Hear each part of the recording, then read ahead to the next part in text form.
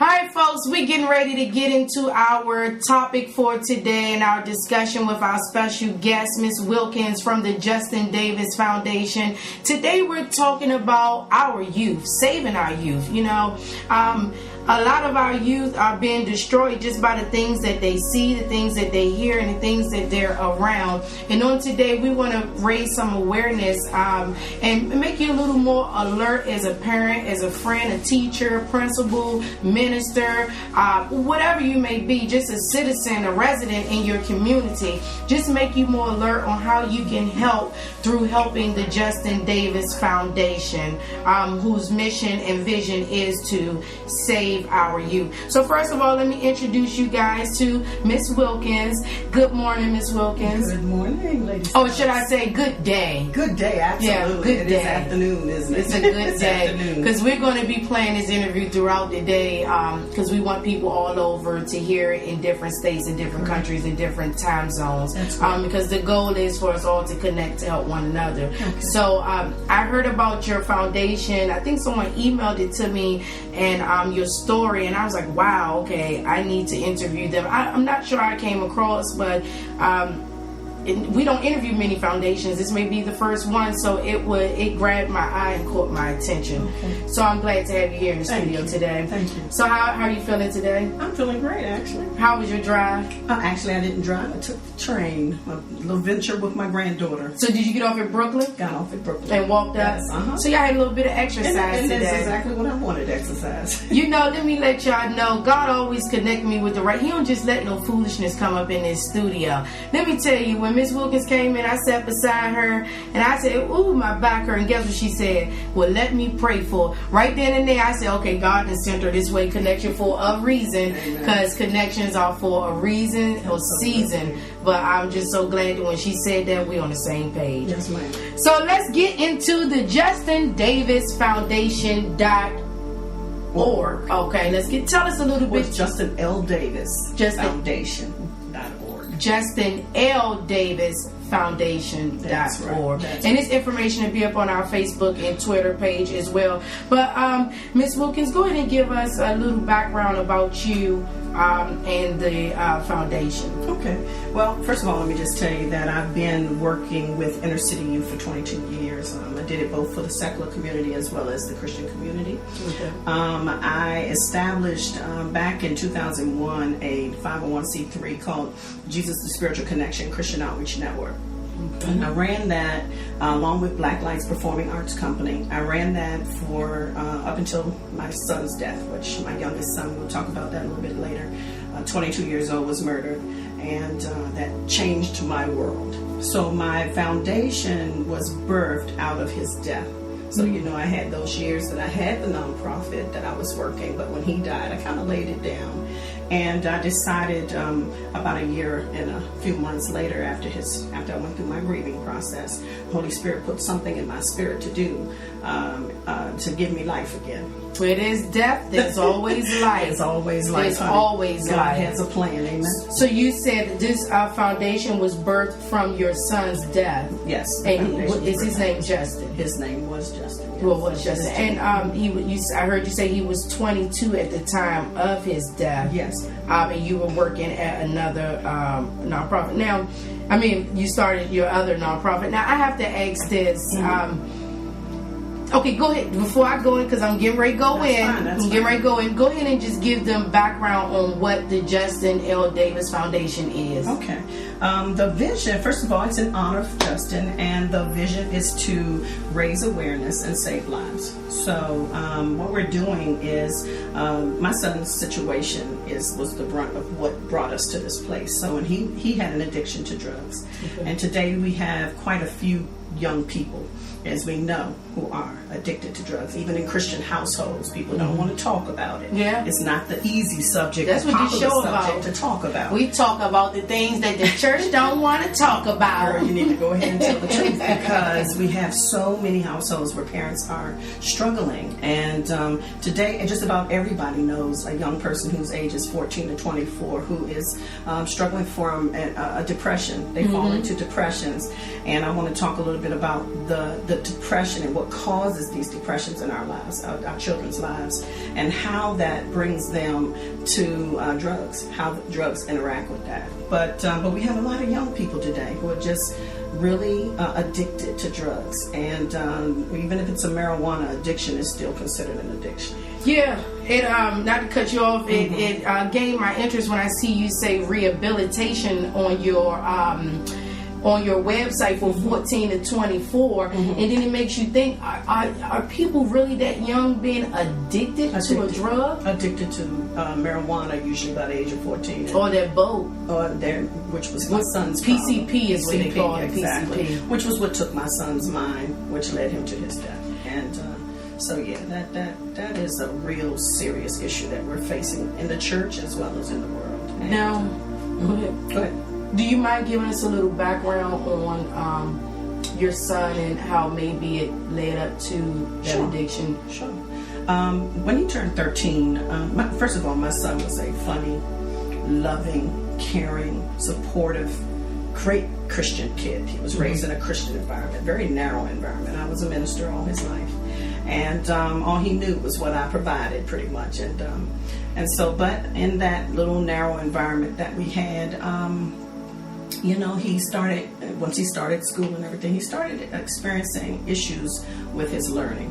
And I want to just say that first, because a lot of our young, especially African American boys, they learn differently.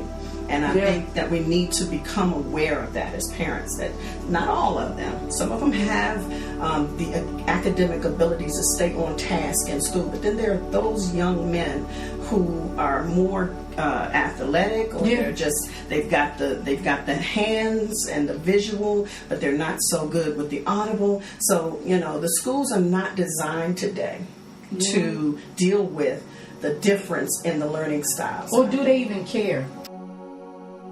What dropped in my spirit, say it out loud and proud, is the broken system syndrome. Okay, we're facing a broken system syndrome. And all through the times that I was raising my son in the school system, I began to see where the breakdowns were, especially after you lose a child and you look back over minute by minute, moment by moment, you're looking back over their lives to try to figure out what happened that would lead him to this place in his life. The only thing that I could come up with was that we have a broken system syndrome. And I just wanted to say this because I heard you say you went back after you lost, or a parent losing a child. And I would like to say I've never experienced that, so I don't know. But I do have this saying that I always tell people about life.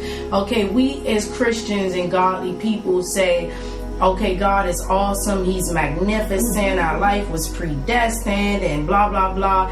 And then I hear people say certain things and it make me go back to, but you just said God was awesome, He's miraculous, your life was predestined. So, spending too much time going back over shoulda, woulda, coulda, it was going to happen anyways. Well, and everything is destined, and it's all for a purpose. And you know what the Lord spoke into my spirit even this morning? He said that there is a practical side to every spiritual side of life. There's a practical side. And He showed me Job in the Bible. And what He said to me about that was that Job was a man who was caught in a spiritual battle. But he had to walk it out. He had to live it practically. And when we think in terms of practicality, the root word of practical is practice. And so what we as Christians and as Job did, he had to walk it out and be in a position of practicing the faith of God and the trust of God. You follow me? And so we learn to practice. We practice our walk. Yeah. So every horrific situation that happens, every hurtful thing that comes down our path, whatever hits us, and it feels like a real attack, it is a practice. It is just a practice of walking by faith and walking to learn to trust in God in the midst of that situation. And what God said was, once you have successfully learned to walk those struggles with faith and trust in Him, He said, at that point, now you have become an overcomer, a champion, and you can now give what you have learned back to someone else in that situation. So everything God does has a plan and a purpose to it, and it ultimately leads us, as we live here on this earth, in a position to give back to a community that needs the support that we have. And I believe that's an issue that we have in the world today. We have quite a few great Christians, you know. They have been in the Lord, like I have been in the Lord for 22 years.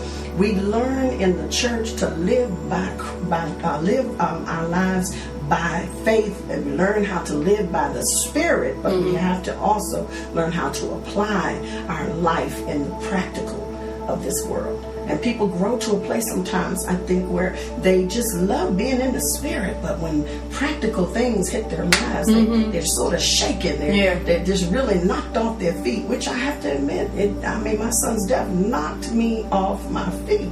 Literally, I had no desire to ever work with inner city youth again. None. But he knew you were strong enough to handle it. He evidently knew I was strong enough to handle it. And when I look back over that period of time, Lady Stubbs, and I see how the depth of darkness can enter into I was strong in God, but enter into your life in a way where it for that moment it seems like, you know, you just want to give up. You just want to let go. You just want to say, no, I'm not going there. I'm not going on. But what God did for me, oh my God, I just, if I could take a minute since we done gone here, let's go there. They love us. I'm telling you, they love us going there. So let's go there. I remember, I actually, because I walk by faith, and I did that for 22 years, and I ran my organization in that faith mode. Many people would say she's a powerful, awesome woman of faith and woman of God. But when that situation hit my life, my baby, when that thing hit my life, it changed me. And I have to say, I fought for about a year going into that spirit of grief, because grief is a spirit. Okay, and you try to avoid grief because when you've learned to walk in the power of positive thinking, okay, grief has no place there. So you try to fight it. So you won't be down. So you do everything you know how to do to push that grief out. And I did that for about a year. And people were telling me along the way, Denise, you're going to have to grieve. Denise, you're going to have to grieve, Denise, you know. And I didn't know what grief was. I had not felt that depth of grief ever in my life. But the day that the enemy, something happened, I don't have time to go into it, but it was another thing that happened a year later that kind of wiped me out again, like something was snatched from me that looked like I was going to get it. My son's life was snatched from me. And then this situation happened a year later, and it looked like what was coming was snatched away from me. And that snatching had a effect that completely knocked me off my feet. I remember sitting in my bedroom on a Sunday morning. I had not going to church that morning. I was heavy. I was grieving. I was starting to go into my grief process. And I sat in that bed in my room, and the light was on, but it was the darkest room. I mean, when I looked out of my eyes, I saw darkness. And I heard in my ear, and I heard the enemy say, he said, curse God and die. Girl, I sat there for a few minutes, and I just really thought about it. And I was just thinking about cursing God. So you can die. And die. And be with my baby. Because the midst of the pain, oh my God, I cannot describe the pain of that in your heart. And it's not like you want to be around everybody during that time. Yeah. I mean, I had one young lady, my best friend, one of my best friends, too, who was just there. She made herself be there in my life during that period of time. But this was one morning I was alone. And I was facing this darkness. And I remember sitting there, and I remember hearing from the inside. We heard her say that the devil told her to go ahead and cuss God and die. We're going to go into this quick break, and we're going to come back and hear what the inner spirit told her to do. This is good. You know what? I'm going to admit, I ain't been in the building of worship in the church for a couple of Sundays. But God been sending some people through the way that been preaching. Like, I'm gonna send you. You ain't get them. You ain't come in and get the message. But I'm gonna send it to you. God is good. We'll be right back. You're logged on to the Leap of Faith Network. Remember, you can learn more about Miss Wilkins at www.justinldavisfoundation.org. So log on, and we'll be right back with more of this interview.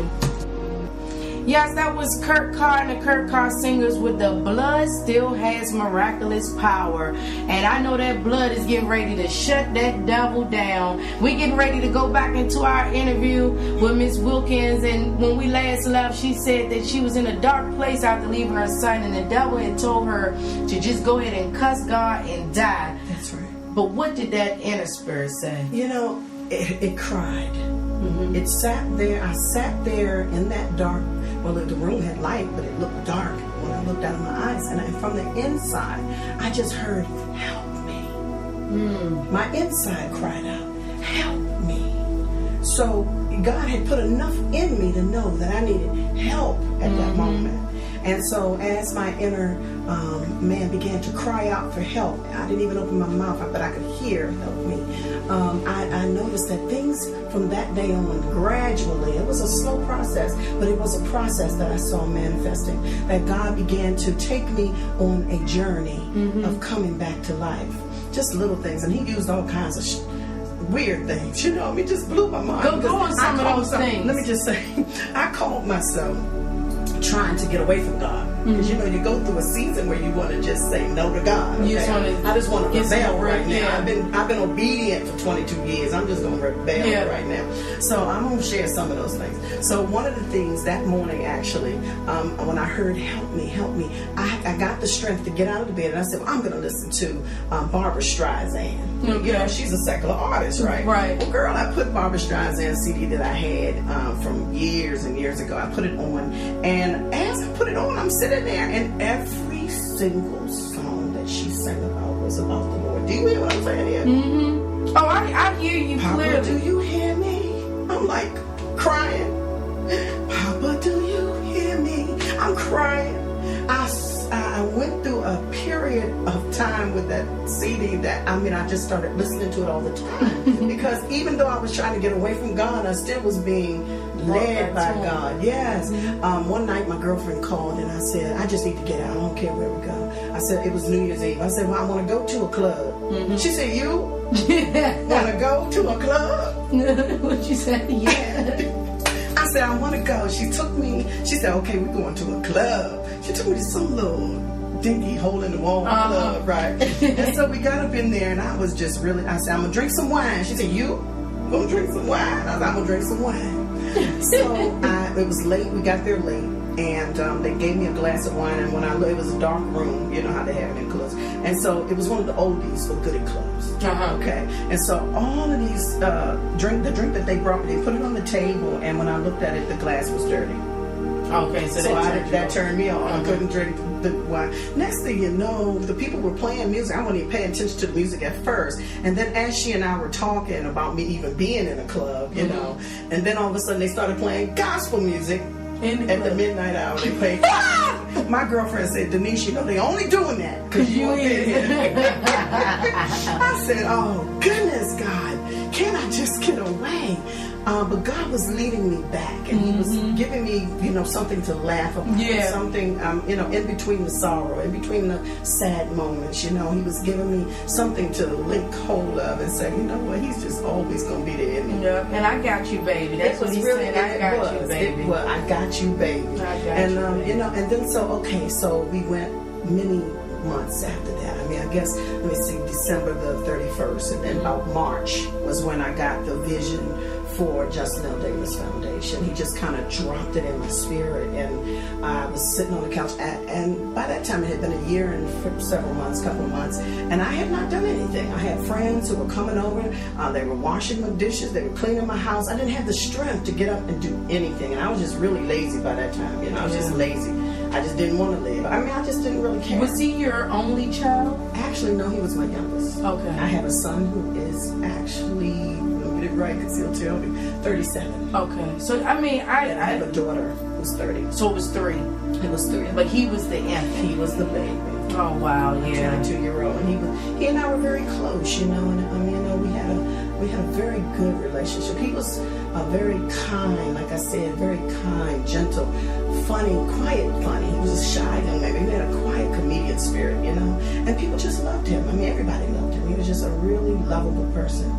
Yeah. Now, with this foundation, would you say that this is something that he would have wanted you to do in honor of him? I definitely know he would have. In fact, they can go and read his story. It's online. But when he ended up, and you have to read the story, but he ended up in a mental institution off of that PCP, and it was a horrific experience for him. And but he was just about getting better when a young man walked in his room and strangled him to death. And so, but you know, I always thought Justin, out of all my children, really would have been the one to rise up to work with me in ministry, because he always loved the work I did. He actually did. He did. He did. Absolutely. Absolutely. This wouldn't have been birthed without that occurring. Absolutely. And you know, so I heard you talk. Actually, we're going to go into another break, and we're going to get into were there any warning signs? Because right now we're moving into saving our youth, and saving our youth has to do with the parents, the teachers, the churches, the neighbors. Everybody has to participate so that we can save our youth. Absolutely. So you're logged into the Leap of Faith show. I'm interviewing Miss Wilkins from the Justin L. Davis Foundation.org. Make sure you log onto the website to learn more. And we're just discussing saving our youth, which is very relevant in today's time, because our kids are killing each other, they're killing their parents, parents are killing children, and it's time to step up. So we're going to get into a brief break, and we'll come back with much more. Remember, you can dial us up at 202-813-3734 or comment on Twitter at LOF Network or Leap of Faith 2. Right back with much more.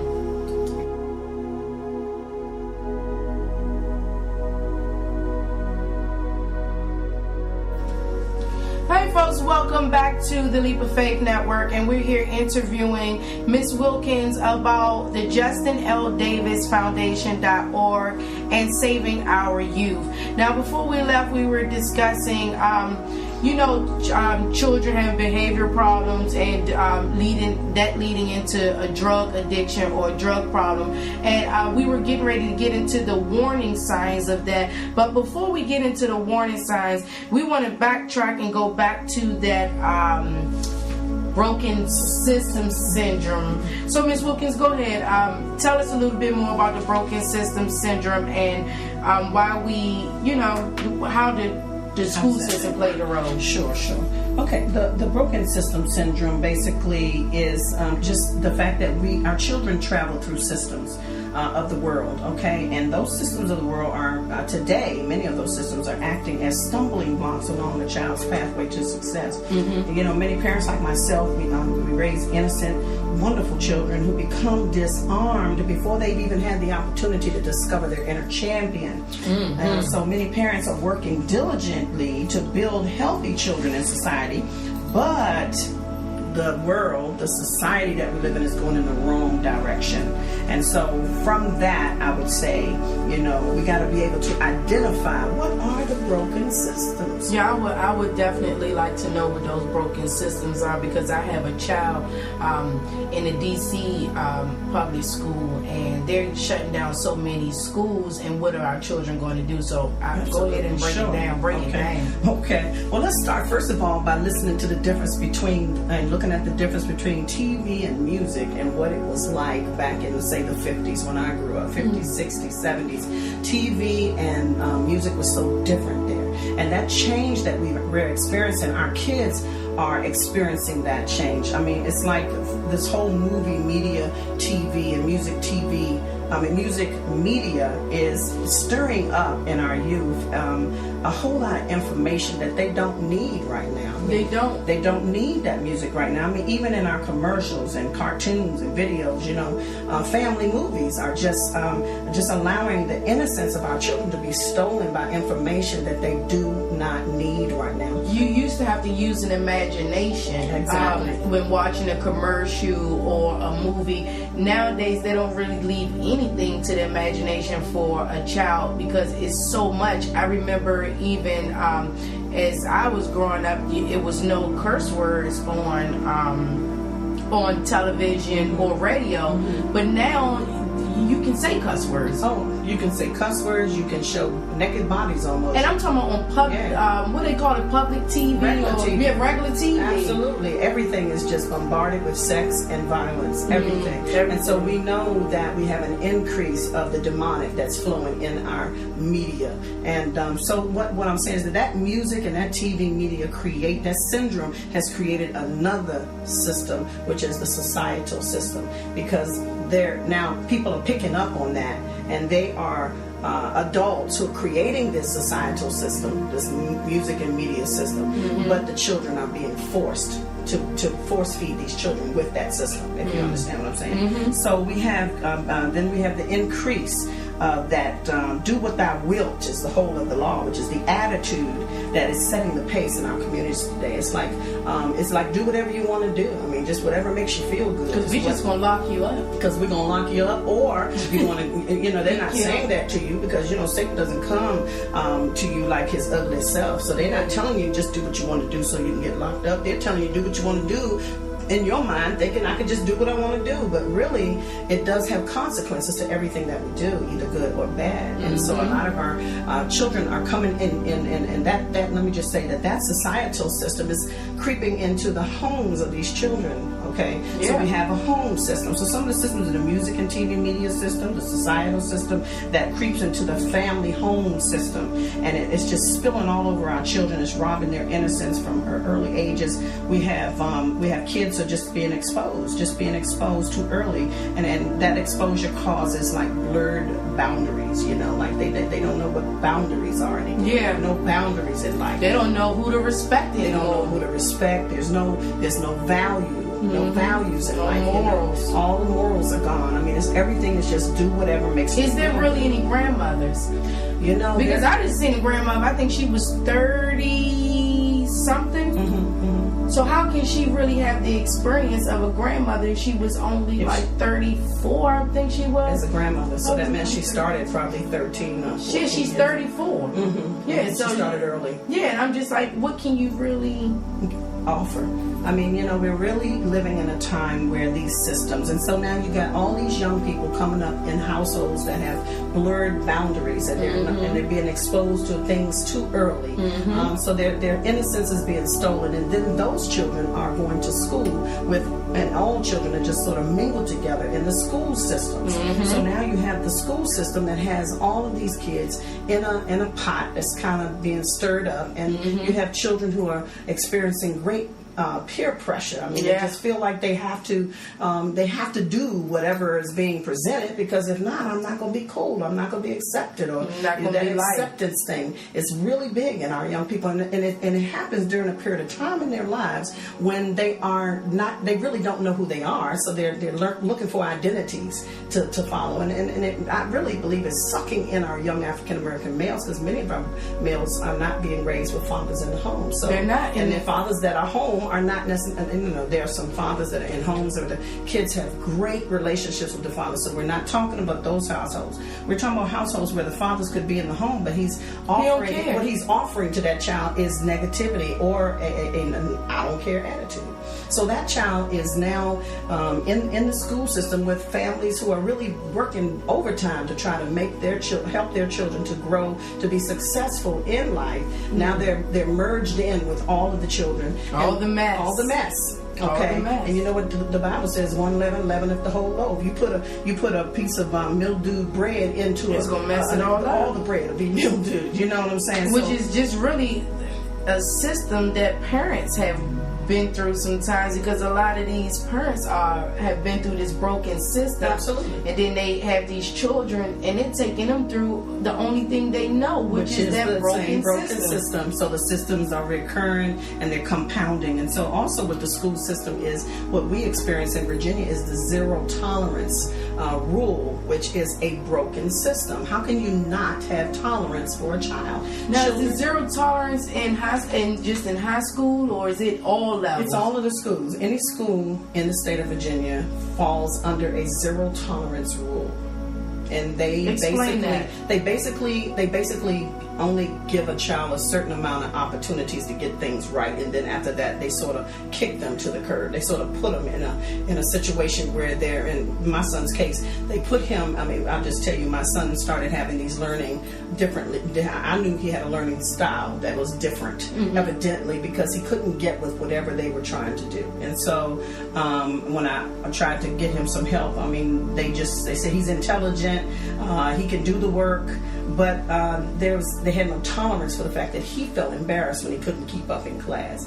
So when the teacher makes fun of a child, what happens, and some parent out there might be saying, why is my son being a class clown? Usually the class clown syndrome comes up when a child doesn't feel secure in a situation. So in my son's particular case, my son was a child who was very, very shy. So he didn't like being embarrassed in front of the whole class.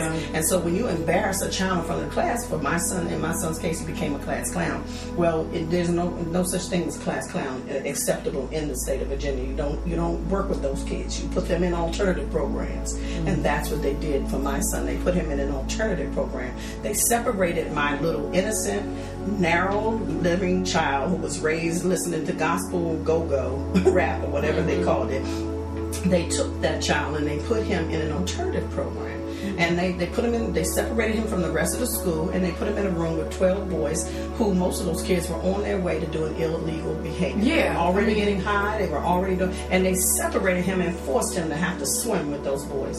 So what happens then? They labeled him bad, and they stuck him in an alternative program. And that alternative program changed my son's life. I'll never forget when he came home, and how could a tan child turn gray? It just blew my mind. And he went into a depression, and I began my process of trying to advocate on his behalf, but that was a long battle. And that gray, I know you guys heard her say, how can a light child be gray?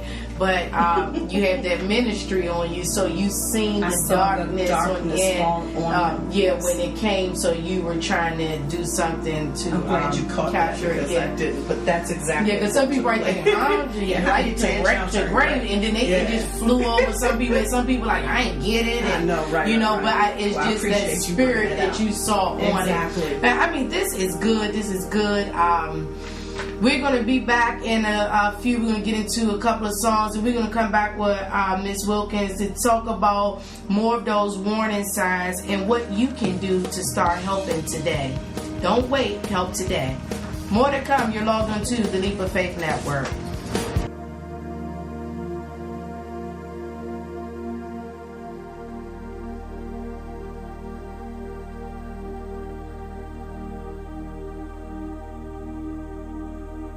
Alright folks, we're back. That was Maurice McLeek with Come to Jesus, an independent gospel artist here on the network. Remember, we are the home of the independent gospel artists. So if you want your music played here on our network, all you have to do is email it in MP3 format only to worldoffaith@yahoo.com. Alright, so we're here talking with Ms. Wilkins, and we're talking about saving our youth, the Justin L. Davis Foundation.org, and just life and so much more. When we left, we were talking about the warning signs and things that parents need to pay attention to, the school system, the broken system syndrome, and just so many things that our children have to go through. But the last thing we said we were going to come back on were the warning signs. Okay. Well, I think that today parents are up against so much that the warning signs that kids are struggling a lot of times with what we're dealing with in our own personal life. We can't see it, and so I think some of the signs would be that they begin to withdraw from the family. They begin to become somewhat isolated away from the family. They don't want to be around the family as much.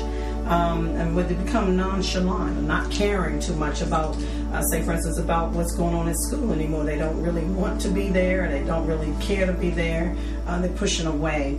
They're having a hard time when they are there, just trying to keep up. They don't really have the interest, so they don't keep up. When they become increasingly rebellious, over a period of time, you might notice a stronger rebellion coming.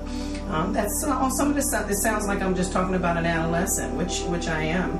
But when it becomes more of an extreme, more than what you expect a normal teen to go through, then you're dealing with a child who's struggling in his identity or her identity. And we as parents know our children, so Exactly. you know when something is just not not normal for them. Not normal. Now, you were saying about even though the warning signs, and you knew that the school had a lot to do with it. Right. It wasn't just the school. I can't blame it all on the school. I have to say that there were a lot of different things that were going on in Justin's life. He had a breakdown in relationship with his father. He didn't have a strong relationship with his father. He also dealt with the media. I just tell you, this media today is feeding our children's minds, and especially our African American boys who are getting caught up with people like Jay-Z and Kanye West and Pastor Troy and all these negative-minded individuals that's feeding our children information, and when they're already struggling with who they are and struggling with where they're going and what is their purpose, that's when they actually go through the process of taking in the information and beginning to live it out. When you see your child beginning to live what they're listening to, you got a problem. Yeah, especially when I think the downfall is the material. Yeah. They see these clothing that these stars and celebrities got on, and they want it, and they don't have the money, so then they're killing, stealing, and robbing to get these clothing and these material products, and not knowing that that's not the biggest thing that you should be worrying about. Absolutely. Get your education, learn how to communicate, learn how to talk to someone. Absolutely. So that you can walk into these doors. What people don't realize is, and about the Jay-Z's and Lil Wayne's and the Kanye West, these people are really intelligent. If you sit back and talk to them outside of their music, they're pretty smart, but they can't make money off of saying, yeah, go to school, be cool. For some reason, the devil is making it profitable for people to get up there and talk about that dark life. Well, let me, if I can go a little deeper into that. I've been doing some research since my son died. I wanted to know more about what's going on in that hip hop generation, and what I have discovered is that first of all, Jay-Z is like king of hip hop now. And he's not just king of hip hop, but he's also he's a Satanist. He's an open Satanist. He confesses that he's a Satanist. That's not something I'm telling you, it's something he tells you. I am a Satanist. In fact, I'm one of those people that thought that he's one of the ones that speak positive, because he did a show, because I know they do all that Illuminati stuff, and Illuminati is tied into Satanism. Yeah, that's what they say. And they said Oprah was part of that, but that's what they said because of the connection with Jay-Z. But then I seen a powerful interview that Jay-Z did with Oprah, and he said a lot about God and faith. Well, who's God and who's his faith in? His God is not our God. I can tell you that right now. Him and his wife both have openly confessed that they serve Satan. Openly confessed it. In all of his music, you can hear that he's telling you, I'm a Satanist. I'm a devil worshiper. Please send it to me. See, all right, we're gonna leave this alone, because you know these people on radio with this internet radio, they've been. Don't y'all email me about this. Don't y'all email me. They can do their own research. Do your own research. That's Don't you email me about this stuff, because this ain't in matter of fact, we ain't gonna let the devil take over this interview, because it's about Justin today and getting this together. Absolutely. But you know, my mind is peaked to no more, because do your research. I happen to I've never heard him say anything that was negative on his music, but see, I don't really. You don't really listen to it. Yeah. Okay, so how you going to hear it? Let me tell you something. Seek and ye shall find. Knock and the door shall be opened up to you. God I got so much to think about. I don't want to even know right now. I mean, I do want to know, but I got so much going on right now that may distract me from this faith building. I got to build faith.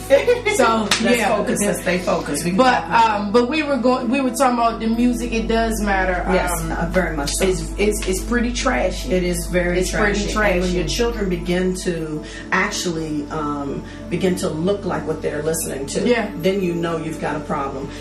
Drugs are usually involved. But I will also say that my son's case, and I have to say this, I believe was an extreme case. So when you go online and you read his story, it was a very extreme situation. I hope that something like this doesn't happen to too many families. In fact, I'm doing things that I can do to try to prevent some things from having kids falling through the judicial system's cracks. But because again, that's a broken system as well. Yes, it is. What do you think we can do as parents to try to help to curb this, or to just fight for a better society for our youth? Well, I think, we need to go back to the old African traditional saying, it does still take a village to raise a child. And today we're living in a time where Christians are getting visions and they're getting ideas and they're trying to do their own thing, and everybody's dividing and going about their own island that they're developing. But I believe we have to unite. We have to collaborate. We have to come together. We have to not be so isolated in our visions. We have to really support one another.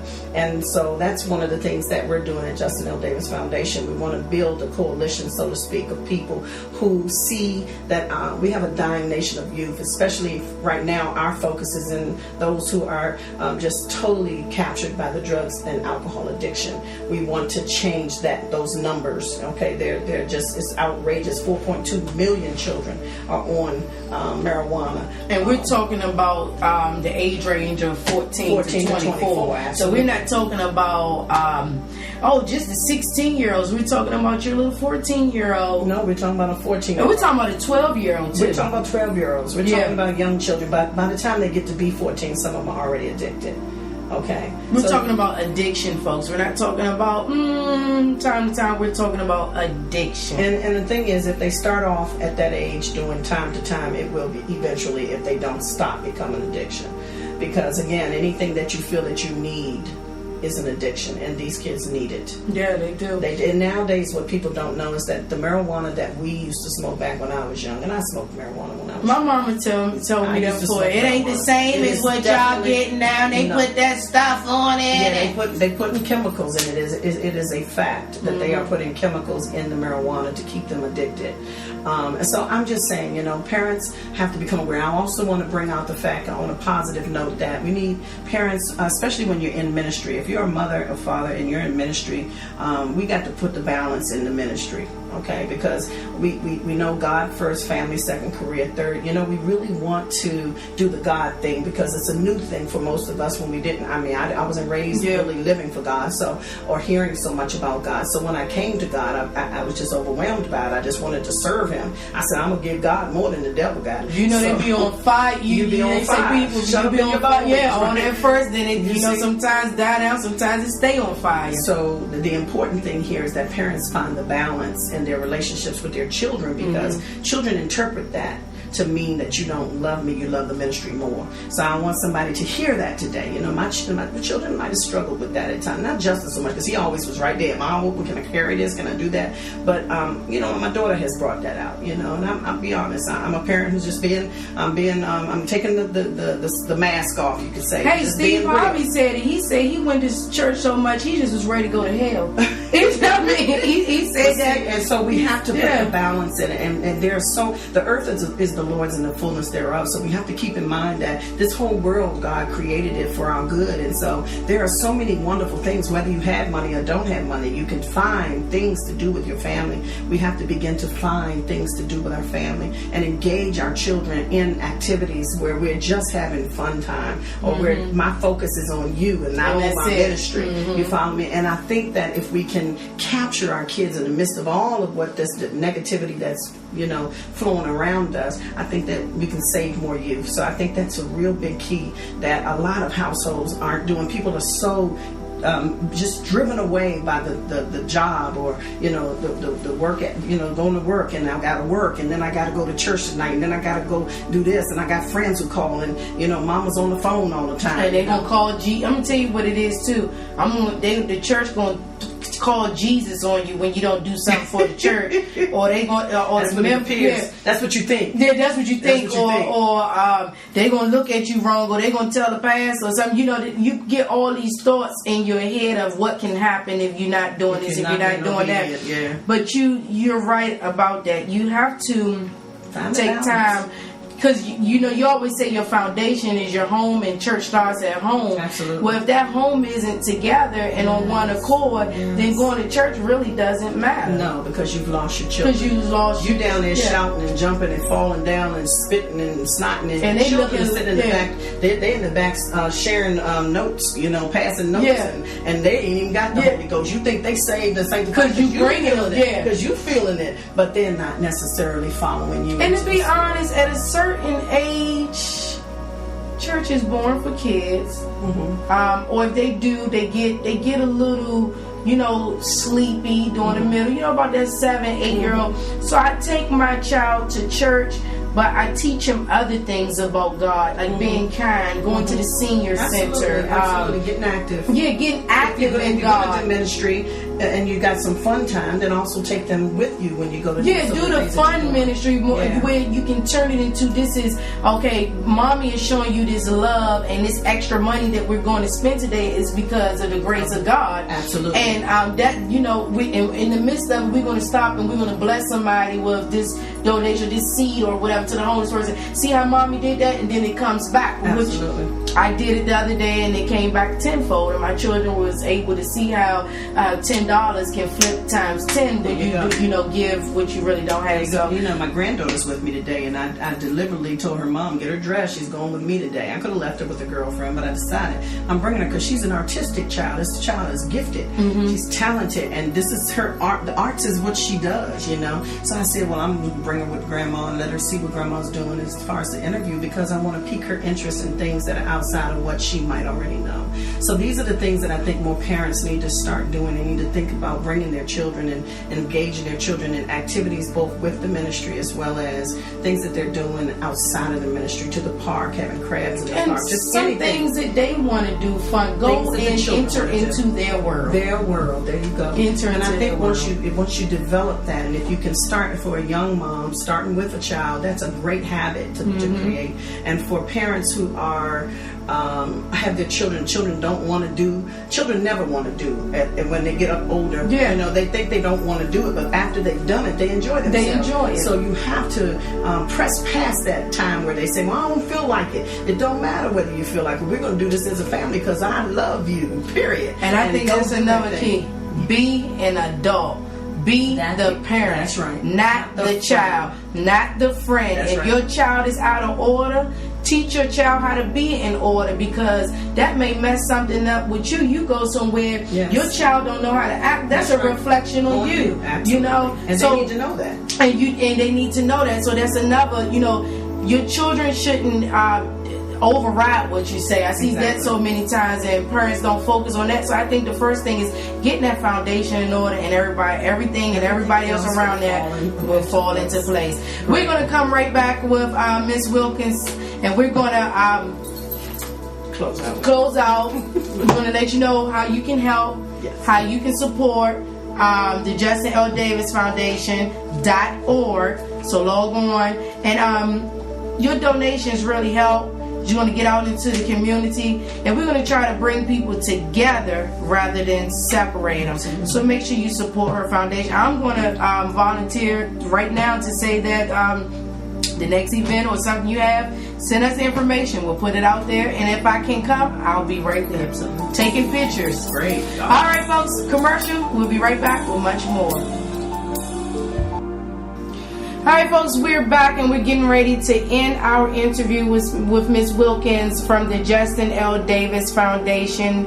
And this was a great show about saving our youth. It was an honor having you here in the studio. Enjoyed being here. We have to have you back.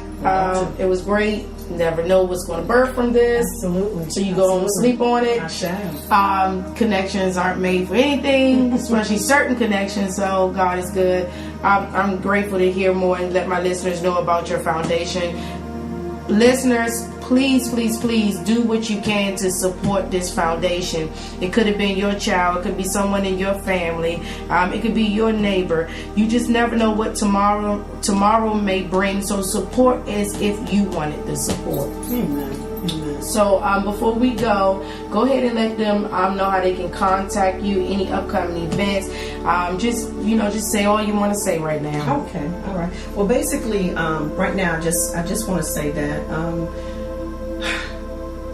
our children are dying, and it's the church's responsibility to become the answer, to become the solution to the problems. And right now, this drug and alcohol addiction issue with our youth is just choking out, the lives of young people. So we're attacking that, and in doing that, what our vision is to save lives by providing financial assistance to families who need help with the enormous cost of private detox and rehabilitation and aftercare services. We are becoming the bridge between compassionate sponsors, people who have a passion to help and to support youth who are drug and alcohol addicted and want to give their resources. We are also looking for philanthropists, people who have the money and want to invest in it. It costs approximately $60,000 to put a child through private detox and rehabilitation. That is a lot of money, but I believe the church has it, and I believe that we have it. The church has it. They have it for anything that they want. And now we need to want to put our children through private detox and rehabilitation and rehabilitate our children so that our children can become the champions that God has created them to be. And so we're set ourselves up as the bridge. The other thing is that we're looking to partner with people. We want first of all volunteers. We want to partner with volunteers, and I'm looking for if there are any other mothers or fathers out there who have lost a child to drugs and alcohol in any way, or to the judicial system in any way. Come and partner with me.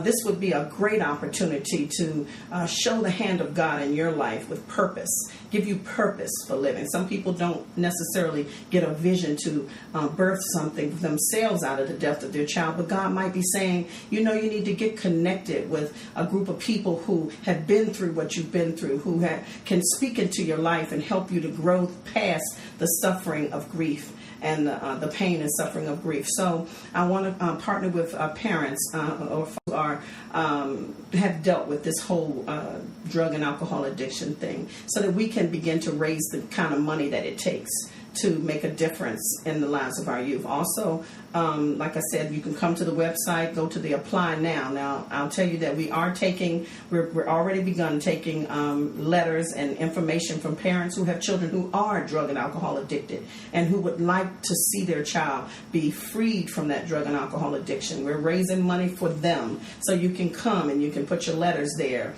and that way we'll read over letters, and as the money comes in, again, we're doing this on a sliding fee scale. So, we're going to talk to you more about the sliding fee scale. But right now, we want you to apply. Go to the Apply online at www.JustinLDavisFoundation and put your child's name .org. I'm sorry, and put your children's name in there. And fill out the information so that we can begin to look at the youth who we're going to target. And this is anywhere in the United States of America. So we want volunteers. We're looking for philanthropists. We're looking for sponsors. We need people with skills. If you just have a heart and a passion to partner and become a part of the village that will rise up to help these young people who are suffering from drug and alcohol addiction, we really want to hear from you. And if 60,000 people donate just $1, we made $60,000 to take a child through. That's one child. Detox. Absolutely. So, I mean, any seed is worth it. Just plant it. You know, whether it's $2, $3, $5, $500, $5,000. You just never know if this situation and tables may turn. And this can happen to you, but at least you already planted your seed to know that everything is going to be okay. Absolutely. So log on to their website at justinldavisfoundation.org. Also, sending a shout out to, since this is internet radio, to detox centers all across the country. Yes. If you would like to partner with them, that would be or awesome. you can at least accept one child a year, then you're helping them to become one step closer to helping one child to live a better life. That's right. And that one family to break a cycle that can go down, or it can be lost in death. So this is, if you're across the country in any way you can help, feel free to log on to their website. Do you have a telephone number or anything else you want to drop? Sure, they can give me they can call me at 571-458-8309. That's 571-458-8309. And if I can send a shout out, I'd like to send a shout out first of all to Miss Pam. Miss Pam has been a supporter from the very beginning, since I've known her for 22 years. She was Justin's godmother, and she's still on it, doing her thing to help us. She's the secretary on our board. And then we have Donna Frazier, who has just been a life force in my life, an encourager since my son's death. I met her shortly after my son's death, and she's just been on my side and pushing me along the way. There are just so many. My son Gerald, I want to thank God for him, and my daughter Marquita, and my little granddaughter Zamaya, and all my family, who has just been such a great support. And there are others who have gotten on board, and I don't want to go into too many because I'll forget somebody, and I don't want to do that. Yeah, you don't want to start that. That's like giving out hugs in a room full of 50 people, and everybody looking like, you ain't hugged me, you ain't hugged me. Ooh, girl. And you know, people can read that in the wrong way, and I would hate for that to happen. You don't want to do that, but I did want you to give a shout out to those that you have been seeing daily. Absolutely. Because those type of things matter. You said your grandbaby name was Zamaya? Zamaya, you got any shout outs for us today? Okay, she's shy. Go ahead. I like to shout out to my mom and my dad. What makes them special? And your brother.